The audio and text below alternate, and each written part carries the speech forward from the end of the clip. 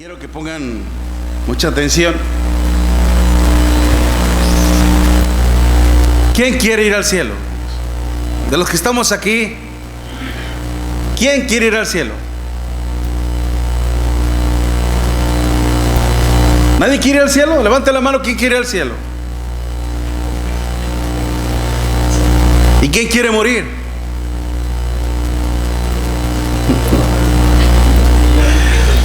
La única manera de ir al cielo, hermanos, es muriendo. ¿Ok? La única manera para ir al cielo es muriendo.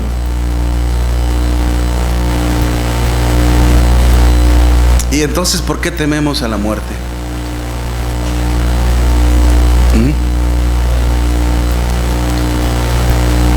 ¿Por qué tememos a la muerte? ¿No teme usted a la muerte? Déjame decirle que mucha gente no le teme a la muerte, hermanos, porque no tiene un claro concepto de lo que es, y sobre todo, hermanos, lo solemne que hay en ella, lo grave, lo sumamente serio de lo que representa la muerte en sí. Hebreos 9:27 dice: el Espíritu Santo está establecido, y aunque no pronuncia a Dios, pero bien lo sabemos, está establecido para los hombres que mueran solo una vez, y después de esto el juicio. El juicio. Y voy a sacar este texto fuera de su contexto, en el sentido de que voy a hacer un lado todo lo relacionado a la carta, pero voy a hablar relacionado al tema de lo que es la muerte en sí. Espero que me haya explicado bien. Está establecido para los hombres que mueran solo una vez. Y ahí hombres es la palabra antropos, implica un término genérico para toda la humanidad. Está establecido para los hombres que mueran solo una vez, y después de esto el juicio de Dios. Solamente hay una muerte física. No hay, dígale adiós a la filosofía de la reencarnación. No existe la reencarnación. Después de la muerte, hermanos, se visualiza el juicio de Dios. Por eso, mi hermano, ¿te llevaste el control? Sí, ya veo, hermano. ¿Quién de nosotros no teme a la muerte, hermanos? Aún a veces nos da miedo, aún a veces nos da temor. Yo en lo personal creo que, gracias, hermano, le tengo más miedo a cómo morir, y no en sí a morir, sino el hecho de cómo morir. Okay. Pero lamentablemente en el mundo religioso, hermanos, o en el mundo en sí, existen personas que por falta de conocimiento en cuanto a este tema, o por su orgullo, soberbia, o por su propia incredulidad, no le temen ni siquiera a la muerte. Se aproxima, hermanos, no, ya está a la puerta lo que es el Halloween, lo que es el Día de los Muertos. Estaba viendo anoche precisamente allá en no sé qué parte de Japón o en China, algo así, que murieron como 150 personas. Estaban celebrando el Halloween y se hizo un tumulto, y no sé qué provocó el estampido, la corrida, y se toparon entre dos corrientes y se empezaron a asfixiar y murieron muchas personas. Las personas que mueren en estos días, hermanos, ¿sabe qué implica?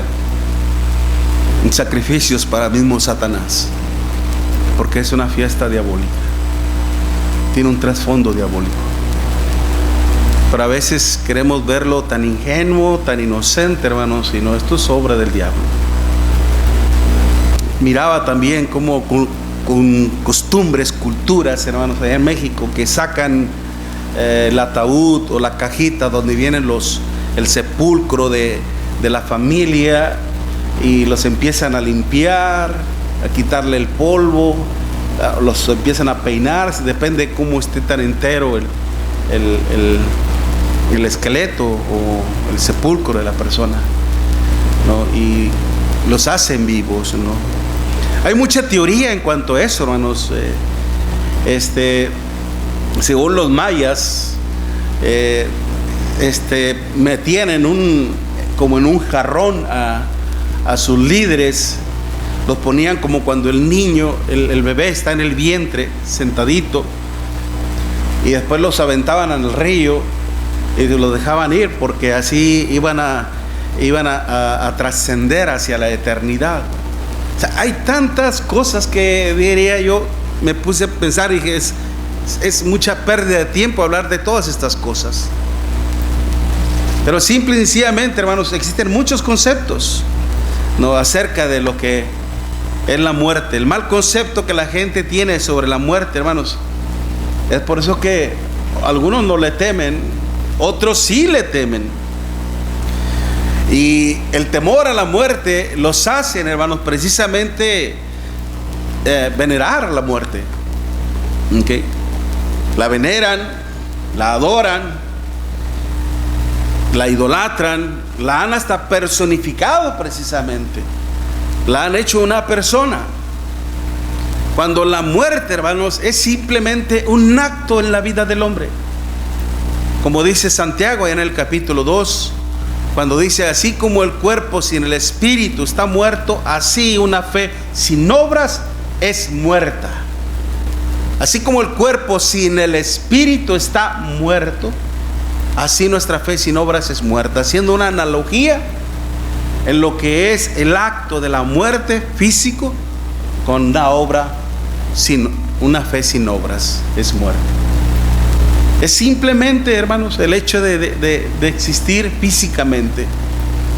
El cuerpo vuelve el polvo donde fue tomado, el hálito, el soplo de vida que Dios puso en el ser humano, vuelve a Dios que lo dio. Allá en Génesis capítulo 1, cuando dice: y sopló hálito de aliento en su nariz. Y esa palabra hálito, hermanos, está en pluralidad de vidas, más bien la palabra vida, vidas. Hay dos vidas, la interior y la exterior. El cuerpo el exterior está vivo, mientras la energía adentro está viva.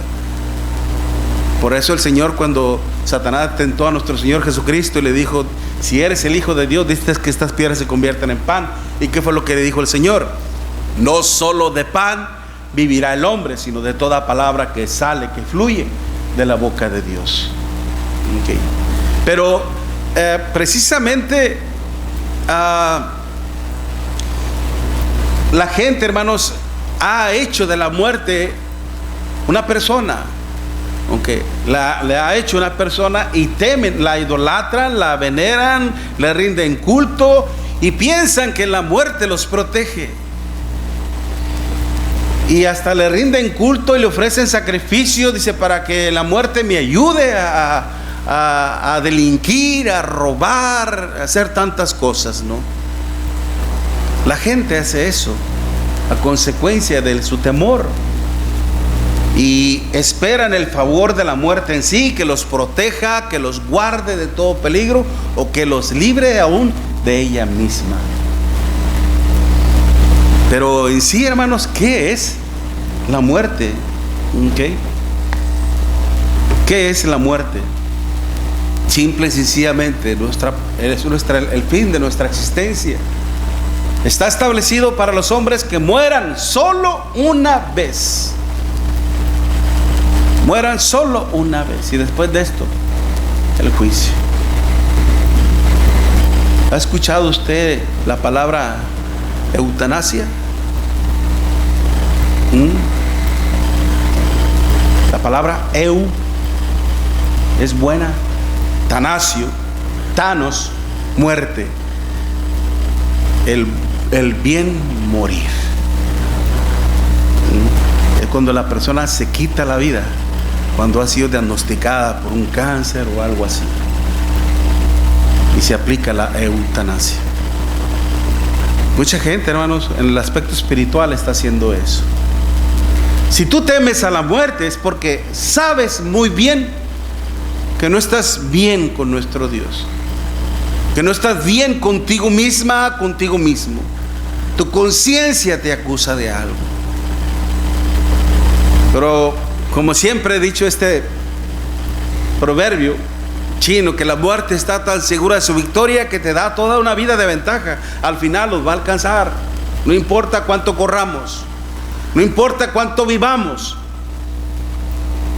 nos va a alcanzar la muerte. El punto es que ahí no termina. Muchas personas se enseñan, hermanos, que la muerte le viene a poner fin a nuestra existencia, le viene a poner fin a nuestro sufrimiento, le viene a poner fin a nuestro dolor. Gente que ha sido declarada con cáncer, precisamente se ha practicado la eutanasia por sí misma. Cuando se deja, se le llama el hecho de practicarse de una forma pasiva, en el sentido de que no acepta un tratamiento, no acepta un tratamiento, que se me va a caer el pelo, que esto, que aquello y que el otro, y rechaza un tratamiento. O la eutanasia activa, en el sentido de que ella misma toma la inyección, se la pone, ahora se a dormir, pensando que de esa manera se va a librar de un tormento. Pero ¿y después de la muerte qué viene? El único, hermanos, que nos puede dar a conocer qué es lo que sucede después de la muerte es aquel que ha ido a ese lugar y que ha regresado. Ha habido personas que han fallecido, que han muerto, pero que se les ha prohibido revelar lo que vieron allá, como en el caso de Lázaro, como en el caso de la suegra de Pedro, o como en aquellos casos a quienes han resucitado, pero no han podido revelar lo que vieron. Simple y sencillamente, tal vez porque no pudieron ver nada. Pero la gente que está, hermanos, en un trance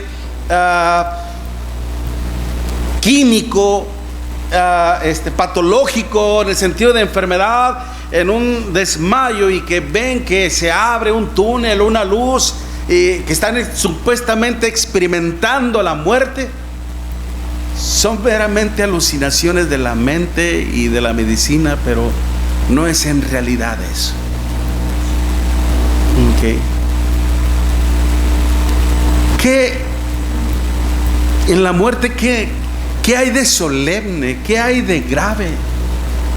Simple y sencillamente, nuestra vida no termina ahí. Bueno fuera, en realidad, bueno fuera que mi sufrimiento, mi dolor físico, emocional, lo que sea, hermanos, terminara por completo. Pero no es así.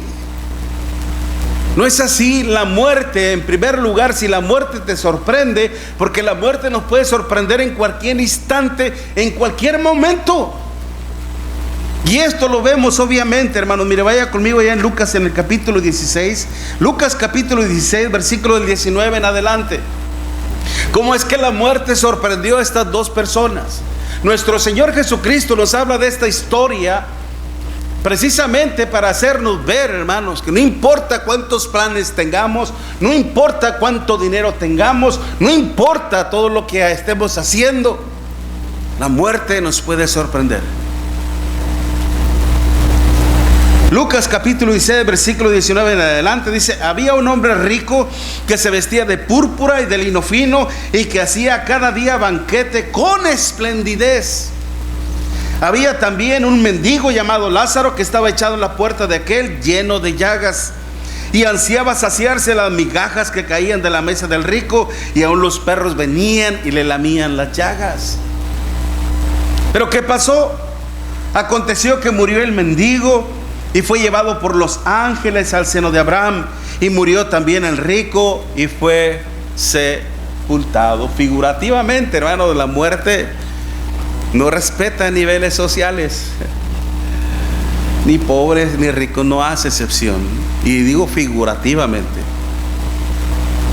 Pero aquí a estas personas lo sorprendió la muerte. Y esta es una historia real, no es una parábola como algunos intentan establecerla, porque está hablando, hermanos, de un hecho real. Había una vez. Y nos da nombres de personajes reales. Lázaro. ¿Ok? Lázaro. Abraham también. La muerte lo sorprendió. Mientras que al morir aquel mendigo, aquel que estaba en sufrimiento, en dolor, en angustia, y no simplemente porque era un hombre pobre, porque era un hombre que padecía de mucha enfermedad, por eso se ganó ese lugar en el seno de Abraham, sino simple y sencillamente porque nunca le atribuyó un despropósito alguno a Dios, nunca culpó a Dios de su desgracia, de su desdicha, como Job mismo. Y es por eso que dice que vinieron los ángeles. Mire bien, vinieron los ángeles por él, por su alma, la llevaron al seno de Abraham. Al seno, hermanos, es el pectoral, a empezar a ser consolado. Y Abraham representa al pueblo de nuestro Dios. Mientras que el rico al morir, oh sorpresa, oh sorpresa, ¿en dónde se encontró? En el Hades, alzando sus ojos, estando en tormento, y vio de lejos a Abraham y a Lázaro en el seno. Entonces él, dando voces, dijo: Padre Abraham, ten misericordia de mí, y envía a Lázaro para que moje la punta de su dedo en agua y refresque mi lengua, porque estoy atormentado en esta llama. La muerte los sorprendió a ambos. Y ambos, hermanos, fueron a un lugar, al seno de Abraham. Fueron al Hades. El Hades, hermanos, que en español es Hades o J. Hades significa el receptor de todas las almas. Es decir, que al morir tu alma no puede andar divagando, de que anda fantasmeando, anda haciendo travesuras, que anda para allá y para acá, que de repente puede salir y que tomar agua o que tomar aquello. A veces nuestra ingenuidad, lo digo con todo respeto, nuestra ingenuidad, nuestra falta de conocimiento o nuestro amor por los seres que perdimos y que amamos, a veces nos hace pensar y creer ciertas cosas, pero lamentablemente esto no es así. No es así. Cuando nuestro Dios decía allá en Ezequiel, en el capítulo 18, versículo 4, he aquí que todas las almas son mías. El alma que pecare, esa morirá. Dice, he aquí que todas las almas son mías. Es decir, hermanos, que nuestra alma ha dado cuenta que tiene un imán puesto. Tiene un imán fuerte. Y en el momento en que morimos, hermanos, automáticamente ese imán nos jala a otro imán que está en el Hades. Directo ahí. No hay modo de desviarte para otro lado. No hay modo de decir, yo no quiero ir. Vas a ir. Vas a ir. Y esperar. Pero ahí es donde te vas a dar cuenta de cuál va a ser tu destino eterno. Prácticamente, mi hermana, es uno mismo quien determina su propio destino en la eternidad. No es Dios quien elige por ti. No es tu papá, no es tu mamá, no es tu pastor, no es tu predicador. Eres tú quien elige su propio destino en la eternidad, como lo estamos viendo. Ambos murieron. Uno empezó a ser consolado, mientras que el otro empezó a ser ¿qué? Atormentado. Es por eso que lo solemne de la muerte implica que una vez que te sorprenda la muerte, te puede quitar la oportunidad de la salvación. Te la puede quitar. Una vez que murió también el rico, hermanos, ¿qué empezó a decir? Dando voces, dijo: Padre Abraham, ten misericordia de mí, Permite que Lázaro venga y moje la punta de su dedo en agua y refresca mi lengua, porque atormentado estoy en esta llama. Si Dios nos habla de cosas materiales, hermanos, es para que tengamos una clara idea de lo que es realmente. Atormentado en esa llama. ¿Qué es la llama? La llama es fuego. Dígame una cosa, ¿cuánto tiempo podría usted durar si usted pone su dedo en una llama de fuego? ¿3 minutos? Tal vez podría aguantar, pero ¿qué va a pasar con su dedo? Se va a quemar. Se le va a hacer una ampollota grandota y al rato va a andar llorando como un chiquillo. No aguanta, inmediatamente lo quita. ¿Por qué? Porque ocasiona ¿qué? Dolor. El fuego es dolor. Es decir que los pecados de él empezaron a atormentar su conciencia, a angustiarlo, a afligirlo, y que lamentablemente iba a ser un dolor, un tormento en el cual no iba a haber consolación. Dicen por ahí, hermanos, que la muerte se ríe de los planes de los hombres y que se ríe también de los que piensan que son invulnerables. Yo de la muerte me burlo de ella. Me dijo que me iba a encontrar en mi rancho y me fui de mi rancho, me fui para otra ciudad. Y se fue a otra ciudad pensando que se había burlado de la muerte. ¿Sabe quién lo estaba esperando allá? La muerte. Acá te estoy esperando, pobrecito de ti. Algunas personas se preparan para morir comprando un paquete funeral, pero ¿y qué de lo espiritual? ¿Qué de lo espiritual? Otros lamentablemente nos dedicamos solamente a nuestra propia vida, como si nunca fuéramos a morir.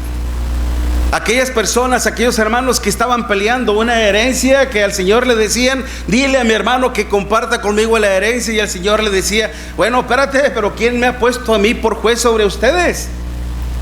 Mirad, guardad de la avaricia, porque la vida del hombre no consiste en los bienes que éste posee. Y les da una parábola. Un hombre había heredado una riqueza y tenía sus graneros llenos. ¿Y qué dijo él en sí mismo? Ya sé, voy a derribar mis graneros y los levantaré aún más grandes, y cuando los tenga hasta el tope repletos, ahora sí le voy a decir a mi alma: alma, come, bebe, sacíate, regocíjate. Necio, esta noche vienen a pedir tu alma y todo lo que has provisto. ¿Para quién será?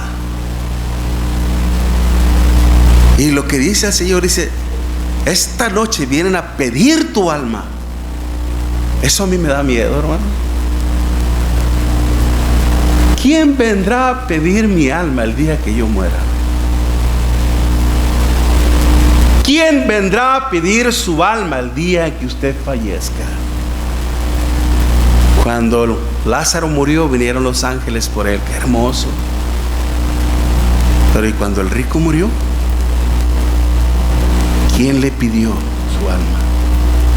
¿Sabe quién? El diablo. Me perteneces, eres mío.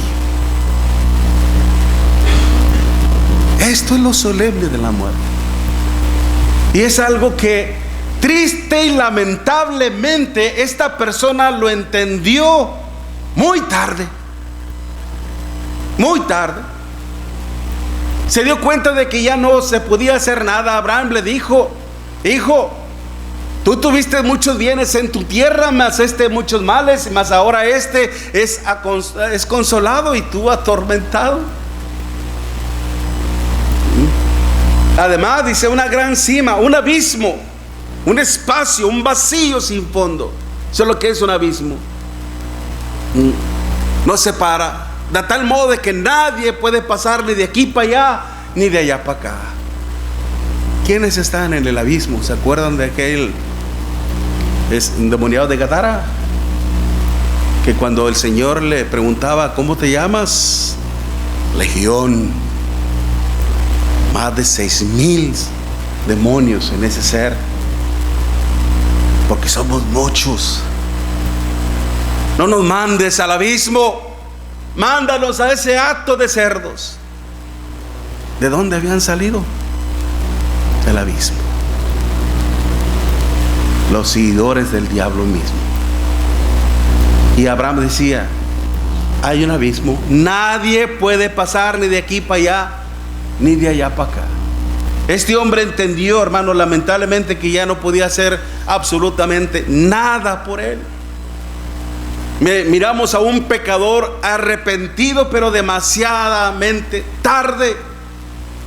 Es por eso que la salvación, como dice el Espíritu Santo en Hebreos capítulo 3, que cuando Dios te llama es hoy. La salvación es hoy, porque dime una cosa: ¿quién te asegura el día de mañana? ¿Quién te puede asegurar que el día de mañana vas a estar vivo o vas a estar bien de perdido? Hay gente que después tiene un accidente, hermanos, y que ya no quedan bien de su mente, quedan inertes, son declarados muertos cerebralmente. Ya no hay vida en ese cuerpo. ¿Para qué esperar una situación así? Dios te está llamando.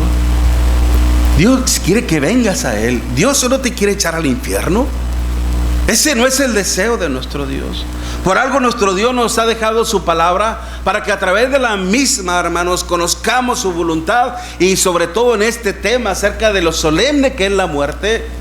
Que mientras hay vida hay esperanza, pero después de la muerte es como cuando tú das un brinco al abismo. Una vez que brincas hacia el abismo, ya nada se puede hacer, ya nada te puede regresar. Lo único que te espera es el vacío, la muerte en sí. No renuncies a lo que Dios te está ofreciendo. Este hombre se dedicó más a su propia vida, a disfrutar su vida. Su egocentrismo, su egoísmo lo hacía ser como tal. No miraba a aquel enfermo que estaba a la puerta de su casa, que nunca tuvo un gesto de misericordia. Y así nos pasa a nosotros. Y así nos puede pasar también a nosotros en el aspecto espiritual. Porque, hermanos, nuestro Señor nos ha hecho ricos a nosotros. Somos ricos usted y yo. Segunda de Corintios capítulo 8 versículo 9. Él dice: porque ya conocéis la gracia de nuestro Señor Jesucristo, que por amor a vosotros hizo pobre siendo rico para enriquecernos. Usted y yo somos ricos espiritualmente, y tenemos que hablarles a aquellos que están en la condición de Lázaro, enfermos en el pecado. Y tenemos, hermanos, que hacer algo por ellos. Si no hacemos nada, entonces mire lo que nos espera en la eternidad también. Pero tú, mi amiga, tú, mi amigo, es tiempo de que te pongas en paz con Dios. Este hombre se dedicó su vida a sí mismo. No conoció el amor de Dios y no practicaba el amor de Dios.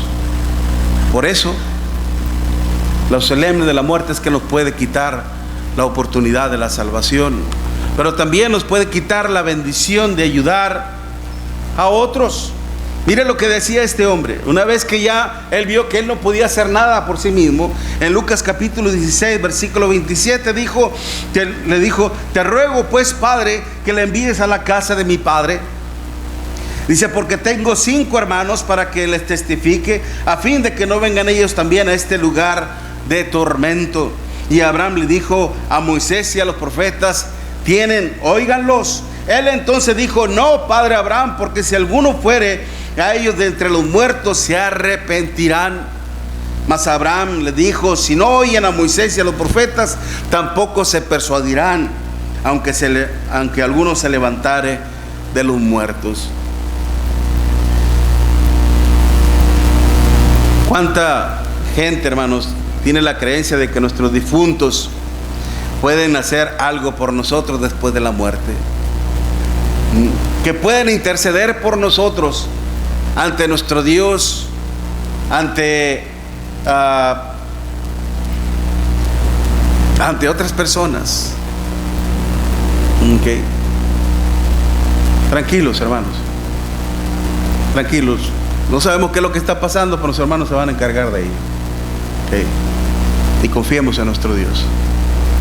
La cuestión es de que lo que estamos viendo precisamente, y una vez que la muerte sorprendió a este hombre, hermanos, ya no tuvo ni oportunidad para él, pero ahora quería oportunidad para sus hermanos. Envíalo a la casa de mi padre para que le testifique de este lugar, a fin de que ellos no vengan a este lugar. Tal vez si él hubiera entendido esto antes, él hubiera ido personalmente y hablarle a sus hermanos y a su familia de lo que Dios es, hermanos. Pero nunca se preocupó por ellos. Nunca se ocupó de ellos.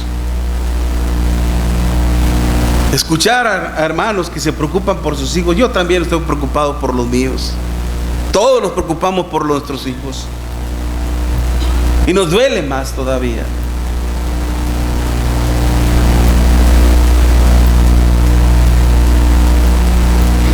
Y que si llegaran a morir, hermanos, conocemos el destino. Y es un doble dolor. Un doble dolor, porque sabemos que después de la muerte ya no hay más por hacer. Por eso, hermanos,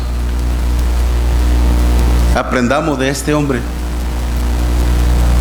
de que él perdió la oportunidad no solamente de hacer algo por él, sino también perdió la oportunidad de hacer algo por los demás.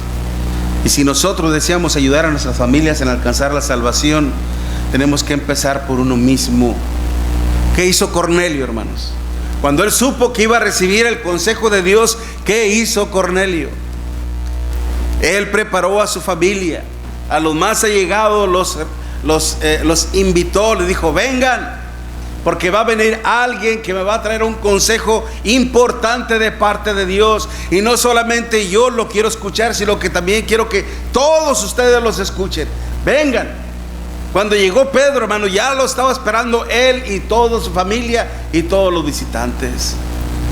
¿Qué hizo, hermanos, también el carcelero de Filipos? Una vez cuando supo la forma de cómo él podía ser salvado, cuando le dijo a Pablo: ¿qué debo hacer para ser salvo? Cree en el Señor Jesús y serás salvo, tú y tu casa.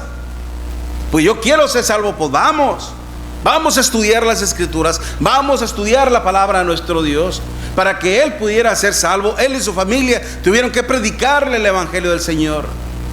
Y él reunió a su familia y estuvieron ahí, hermanos. Y la familia también se bautizó y se convirtieron al Señor. ¿Y qué hizo también Lidia de Tiatira? Exactamente lo mismo. Exactamente lo mismo. ¿Y qué debe de ser la iglesia, hermanos? Exactamente lo mismo. Predicar el evangelio, hermanos. Rescatar almas, hermanos, que están lamentablemente en peligro de irse al infierno. Porque esa es la triste realidad. Después de la muerte está establecido para los hombres que mueran solo una vez, y después de esto el juicio de Dios. Y ahí lo vemos precisamente en esta historia. Mientras que uno fue al lugar donde empezara a ser consolado, el otro empezó a ser atormentado. Ya su destino en la eternidad ya estaba hecho. Hecho. Por eso lo solemne de lo que es la muerte, hermano, no solamente nos puede quitar la oportunidad de la salvación, no solamente nos puede quitar la oportunidad de ser algo por los nuestros, sino aún también porque nos aproxima al juicio de Dios. Nos aproxima al juicio de Dios. Está establecido para los hombres que mueran solo una vez, y después de esto, dice, el juicio. Muchas personas, hermanos, están cometiendo el error de creer y de pensar que después de la muerte no habrá ningún juicio.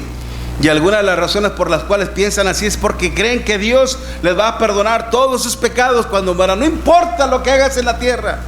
Dios es bueno, Dios es maravilloso, Dios no puede condenar a nadie porque Dios es amor, Dios es misericordia. Precisamente porque Dios es amor, porque Dios es misericordia, hoy te está dando la oportunidad. Es hoy cuando debes de allegarte a la misericordia y a la gracia de nuestro Dios. Romanos capítulo 11, versículo 22. Mirad pues la bondad y la severidad de Dios. La severidad ciertamente para con los que cayeron, pero la bondad para contigo. Si tú permaneces en esa bondad, pues de otra manera tú también serás cortado. Hay muchos, hermanos, de historias en el internet de gente que ha ido a Israel, que gente que ha ido al mar Mediterráneo, toda esa cultura, hermanos, a tratar de buscar rasgos del arca de Noé y no la encuentran, que buscar las ciudades que fueron destruidas, Sodoma y Gomorra, que no las encuentran, cosas por el estilo, hermanos. Pero la historia está ahí. La historia está ahí. La historia está aquí. No solamente una forma geográfica, arqueológica, dan evidencia de los juicios de Dios, sino aún también la palabra escrita. El juicio es real. Y ahí lo estamos viendo. Estas dos personas empezaron a ser juzgadas por nuestro Dios. Uno a un lugar, empezaron a ser separados, distanciados, porque uno va para un destino diferente al otro, y el otro va a un destino eterno de perdición. El hombre rico nunca pensó que al morir sería juzgado por nuestro Dios. Nunca pensó en eso. Y lamentablemente ahora lo está pagando eternamente. ¿Y tú? ¿Y yo? ¿Qué pensamos del juicio de Dios, hermanos? Lea Segunda de Tesalonicenses capítulo 1, versículo del 5 en adelante. Dice, Segunda de Tesalonicenses capítulo 1. Esto es demostración del justo juicio de Dios, para que seas tenidos por dignos del reino de Dios, por el cual asimismo padecéis. Dice, porque es justo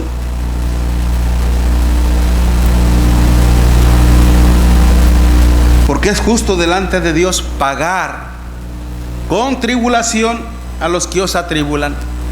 Y a vosotros que sois atribulados, dice, daros reposo con nosotros cuando se manifieste el Señor Jesús desde el cielo con los ángeles de su poder en llama de fuego, para dar retribución a los que no conocieron a Dios ni obedecen al Evangelio de nuestro Señor Jesucristo, los cuales, dice, sufrirán pena de eterna perdición, excluidos de la presencia del Señor y de la gloria de su poder. Excluidos, fuera.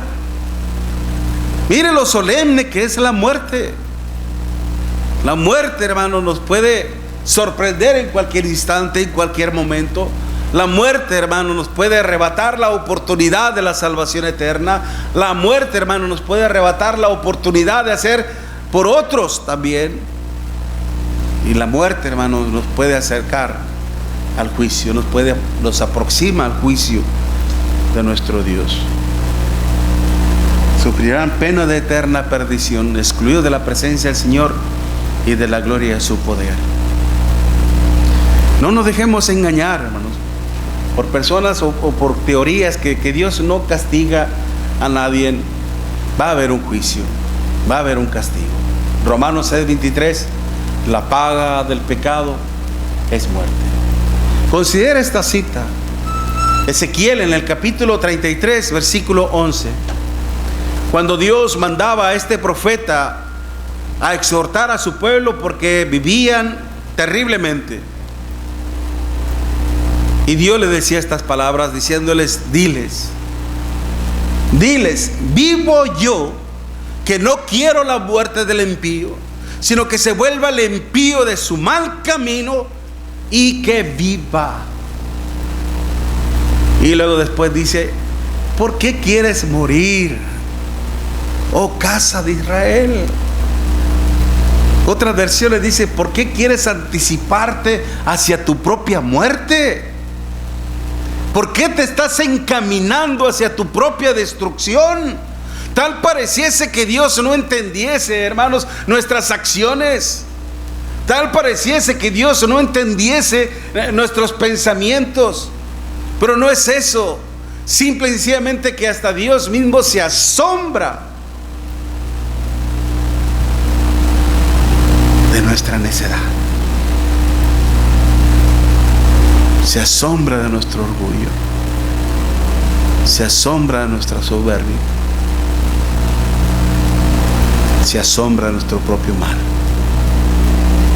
Diles, vivo yo, dice Jehová, que no quiero la muerte del impío, sino que se vuelva el impío de su mal camino, que viva. Ese es el deseo de Dios, que tú vivas eternamente y para siempre y a su lado. El punto aquí entonces es: ¿y tú qué quieres? ¿Qué es lo que tú deseas para la eternidad? ¿En realidad quieres ese infierno? ¿En realidad quieres que al morir venga Satanás por tu propia alma y la demande? ¿O quieres que Dios envíe a sus ángeles por tu alma? Uno es el que elige. Si le rindes tu alma a tu Creador, a tu Dios en este momento, si en verdad tú crees en Jesucristo, que a Él fue el que envió el Señor, para que al morir en la cruz nosotros pudiéramos tener el más maravilloso recurso, medio, su sangre preciosa, la cual es la que nos limpia de todo pecado. Primera de Juan capítulo 1 versículo 7. En el Evangelio, en nuestra obediencia al Evangelio, al momento de ser bautizados, esa agua figurativamente activa como la sangre misma de Cristo y limpia nuestra alma de todo pecado. Lo que tú hayas hecho en tu vida, no importa si hayas matado, no importa si hayas robado, no importa si hayas fornicado, si tú te arrepientes de tus pecados, Dios te perdona y tus pecados te son perdonados. ¿No lo dijo el apóstol Pedro al pueblo judío que había matado a nuestro Señor Jesucristo? En Hechos capítulo 2 versículo 36. Sepa pues ciertísimamente toda la casa de Israel que a este Jesús a quien vosotros crucificasteis, Dios lo ha hecho Señor y Cristo. Al oír esto se compungieron de corazón y dijeron: varones hermanos, ¿qué haremos? Arrepentíos y bautícese cada uno de vosotros en el nombre de Jesucristo para el perdón de los pecados y recibiréis el don del Espíritu Santo. Si te arrepientes de tus pecados, de lo que hayas hecho, no importa, Dios te perdona. Pero para eso tienes que estar dispuesto a vivir una vida consagrada a nuestro Dios. Lucas capítulo 12 versículo 8 y 9. Si me confesares delante de los hombres, yo también te confesaré delante de mi Padre que está en los cielos. Y si obedeces al Evangelio en el bautismo, ahí es entonces en donde Dios te va a perdonar todos tus pecados y emprenderás una nueva vida para la eternidad. Hazlo, hazlo, que está en juego tu alma, que está en juego tu salvación. Porque una vez que la muerte te sorprenda, ya no va a haber oportunidad. Mientras entonamos un canto, hermanos, de invitación, piensa, reflexiona en esto. Es la oportunidad que Dios te está dando para que vengas a sus pies y así empieces a trabajar en una nueva vida, en una nueva esperanza de vida eterna que Dios da a todos aquellos que creen en Él y en su amado Hijo Jesucristo. Mientras entonamos esta alabanza, nuestro hermano, por favor, puestos en pie todo aquel que pueda hacerlo.